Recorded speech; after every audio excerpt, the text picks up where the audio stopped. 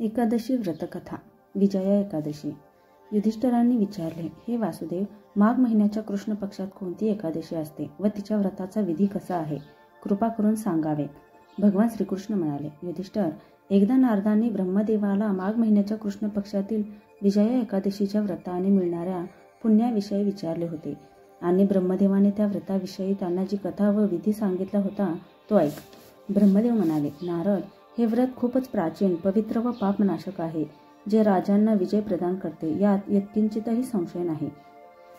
त्रेतायुगात मर्यादा पुरुषोत्तम श्रीरामचंद्र जेव्हा लंकेवर चढाई करण्यासाठी समुद्राच्या किनाऱ्यावर पोहोचले तेव्हा त्यांना समुद्र पार करण्याचा कोणताही उपाय सुचत नव्हता.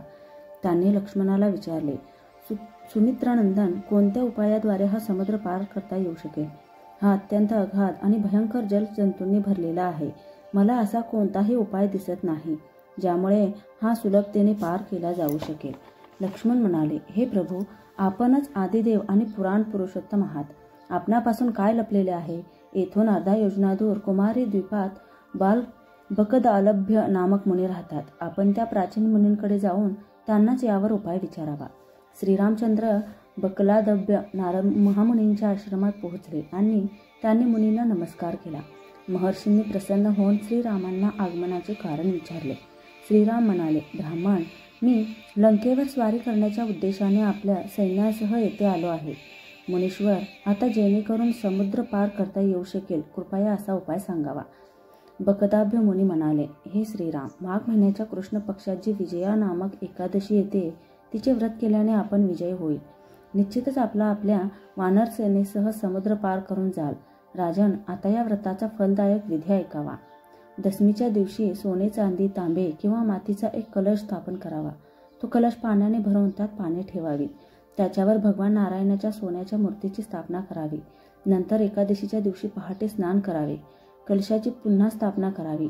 माळ, चंदन, सुपारी व नारळ इत्यादीद्वारे विशेष रूपाने त्यांची पूजा करावी. कलशावर सप्तधान्य व जव ठेवावे. गंध, धूप, दीप व विविध प्रकारच्या नैवेद्याने पूजा करावी.